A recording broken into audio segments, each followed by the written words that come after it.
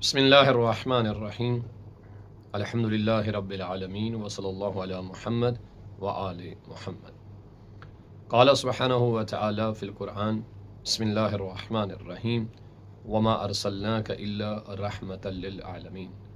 ماہ مبارک ربیع الاول کے ایام جاری و ساری ہیں، اور یہ وہ عظیم مہینہ ہے کہ جس عظیم مہینے میں وجہ تخلیق کائنات سرکار محمد مصطفیٰ صلی اللہ علیہ وآلہ وسلم کی ولادت با سعادت ہوئی۔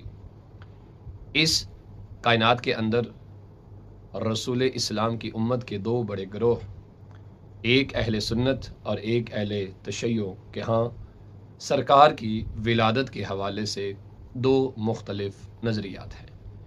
اہل تسنن کے ہاں رسول اسلام صلی اللہ علیہ وآلہ وسلم کی ولادت با سعادت کا دن 12 ربیع الاول ہے، اور اہل تشیع کے ہاں ولادت با سعادت سرکار آقا دو جہاں صلی اللہ علیہ وآلہ وسلم کا دن 17 ربیع الاول کا دن ہے۔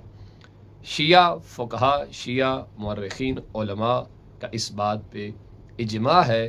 جناب ملا باقر مجلسی نے بھی اس بات کو نقل فرمایا کہ ہمارے بڑے علماء کا اس بات پر اجماع ہے کہ رسول اسلام کی ولادت با سعادت 17 ربیع الاول کو ہوئی۔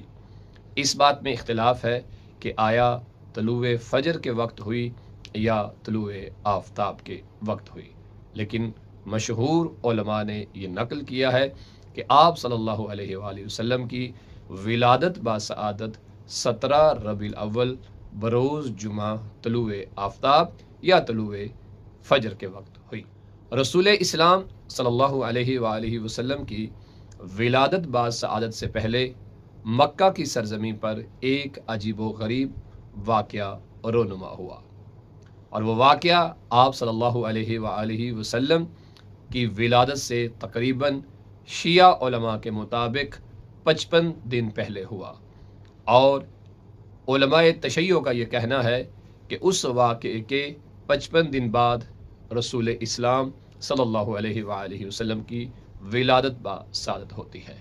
اور اہل تسنن کے ہاں یہ کہا جاتا ہے کہ جب وہ واقعہ رونما ہوا تو اسی مہینے کی 8 یا 10 تاریخ کو رسول اسلام صلی اللہ علیہ وآلہ وسلم کی ولادت با سعادت ہوتی ہے۔ وہ واقعہ کون سا ایسا واقعہ ہے کہ جس کا تذکرہ کیا جا رہا ہے؟ وہ واقعہ ہلاکت اصحاب الفیل ہے، یعنی وہ واقعہ کہ جس میں ایک دشمن خدا اپنے غرور اور تکبر اور اپنی انا کا مسئلہ لیے ہوئے سرزمین مکہ پہ وارد ہوتا ہے ہاتھیوں کے ساتھ، جسے قرآن نے اصحاب الفیل کے اعتبار سے نقل کیا ہے۔ یعنی ابراہ اپنے ہاتھیوں کے ساتھ ایک جاہ و جلال والے لشکر کے ساتھ بیت اللہ کو گرانے کی نیت سے آیا، اور جب یہ مکہ کے قریب پہنچتا ہے تو اسے کچھ اونٹ نظر آتے ہیں۔ ان اونٹوں کو یہ پکڑ کے پوچھتا ہے یہ کس کے ہیں؟ تو بتایا گیا کہ بیت اللہ خانہ کعبہ کے متولی جناب عبد المطلب کے ہیں۔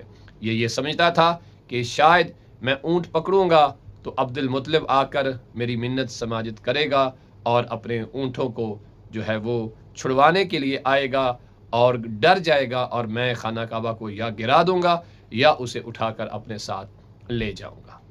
لیکن یہاں منظر کچھ اور تھا کہ جب اس نے اونٹوں کو پکڑ لیا، جناب عبد المطلب کو یہ اطلاع ملی، تو آپ جب اس کے پاس آئے تو تاریخ نے بڑا خوبصورت منظر نقل کیا ہے کہ آپ جس طرح سے آئے اور وہ ہاتھی آپ کے احترام میں لرزا کھڑا ہوا۔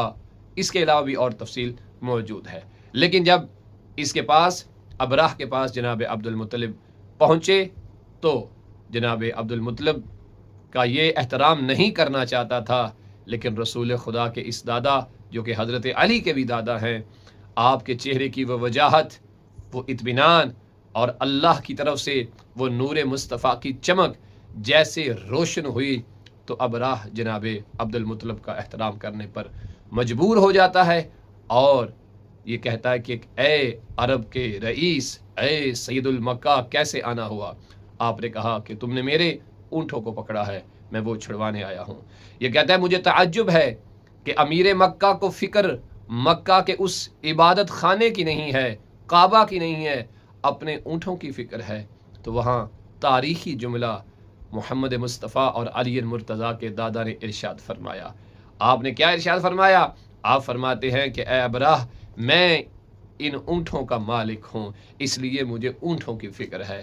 اس گھر کا بھی ایک مالک ہے کہ جو اس گھر کو بچانا اچھی طرح جانتا ہے۔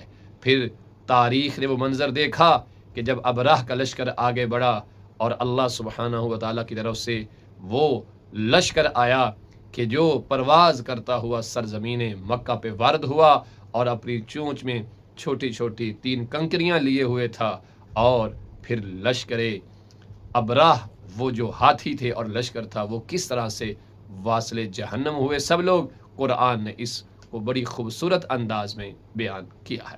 تو مقصود یہاں یہ بتلانا ہے کہ یہ جو واقعہ ہوا ہے ہلاکت اصحاب الفیل والا، اس کے 55 دن بعد رسول اسلام صلی اللہ علیہ وآلہ وسلم کی ولادت با سعادت ہوتی ہے۔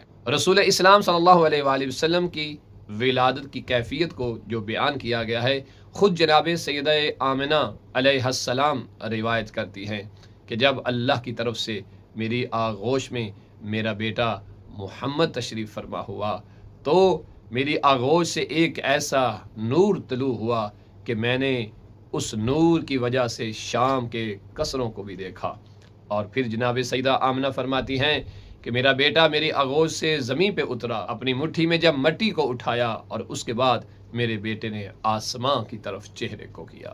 تو یہ وہ کیفیت ہے کہ جو ولادت رسول اسلام کے موقع پہ جناب سیدہ آمنہ خود ارشاد فرما رہی ہیں۔ رسول اسلام صلی اللہ علیہ وآلہ وسلم کی ولادت با سعادت کے وقت بہت سارے معجزات رہنما ہوئے۔ انشاءاللہ کوشش کریں گے ان معجزات کا تذکرہ کرنے کی۔ وصلی اللہ علی محمد وآل محمد۔